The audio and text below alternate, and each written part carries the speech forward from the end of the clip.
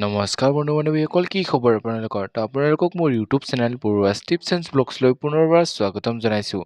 তো যিসকল বন্ধু-বান্ধৱীয়ে আছাম পুলিচৰ লগতে আছাম ফৰেষ্টৰ এইবাৰৰ পদখিনিত অনলাইন এপ্লাই কৰিছে, তো তেওঁলোকৰ বাবে এটা বহুতেই ভাল খবৰ যে কিয়নো ফাইনেলি আহি গ'ল ইয়াৰ ইম্পৰ্টেণ্ট আপডেটছ। তো কি এই আপডেটছ আহিছে সকলো ডিটেইলছ সহকাৰে আপোনালোকক এই ভিডিঅ'টোৰ যোগেদি জনাম। তো চাই যাওক ভিডিঅ'টো লাষ্টলৈকে।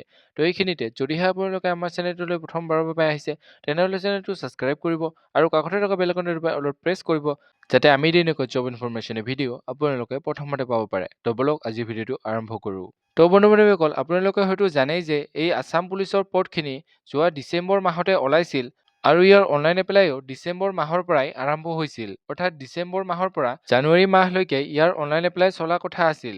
কিন্তু ইয়াৰ পিছতে আকৌ আহিল ফৰেষ্টৰ ভেকেঞ্চি। তো ইয়াতে ফৰেষ্টৰ ভেকেঞ্চিখিনিৰ লগতে পুনৰ আছাম পুলিচৰ এই ভেকেঞ্চিখিনিত অনলাইন এপ্লাইৰ সুবিধা কৰি দিলে।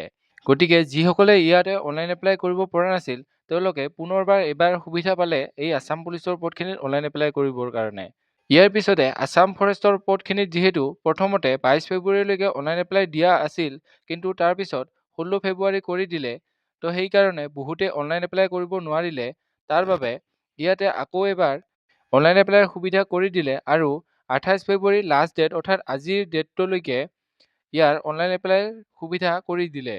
তো যিহেতু আজি হ'ল 28 ফেব্ৰুৱাৰী, তো আজি যিহেতু এই আছাম পুলিচৰ লগতে আছাম ফৰেষ্টৰ আছাম কামাণ্ডোৰ পদখিনিৰ লাষ্ট ডেট আৰু ইয়াৰ পিছত হয়তো ইয়াৰ অনলাইন এপ্লাই আপোনালোকে কৰিব নোৱাৰিব।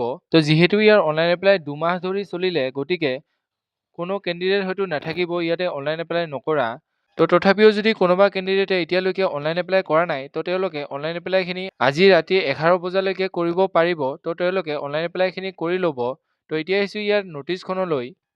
তো এইখনেই হৈছে আছাম পুলিচৰ ইম্পৰ্টেণ্ট নটিছখন, যিখন office of the chairman state level police recruitment board চমুকৈ SLPRBৰ ফালৰ পৰা আহিছে। তো ইয়াতে কোৱা হৈছে যিসকল কেণ্ডিডেটে ইয়াতে অনলাইন এপ্লাই কৰিছে আৰু তেওঁলোকৰ যদি কিবা ভুল হৈছে, অৰ্থাৎ যদিহে কোনোবা কেণ্ডিডেটৰ অনলাইন এপ্লাই কৰোঁতে কিবা মিষ্টেক হৈছে, তো তেওঁলোকে তেওঁলোকৰ মিষ্টেকসমূহ অনলাইন এপ্লাই শেষ হোৱাৰ 5 দিন পিছলৈকে ইয়াতে মিষ্টেকসমূহ আপোনালোকে শুধৰাব পাৰিব।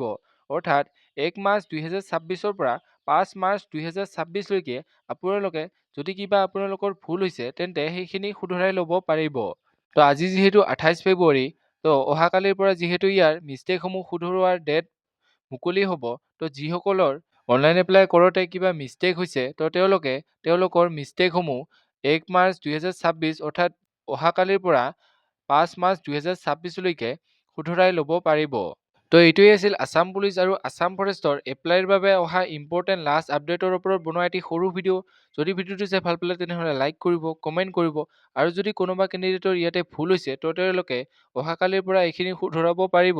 আৰু যদিহে কোনোবা কেণ্ডিডেটে এতিয়ালৈকে অনলাইন এপ্লাই কৰা নাই, তো তেওঁলোকে আজি ৰাতি 12টাৰ আগলৈকে অনলাইন এপ্লাইখিনি কৰিব পাৰিব। তো এইখিনি আছিলে আজি ভিডিঅ'। জয় হিন্দ, জয় আই অসম।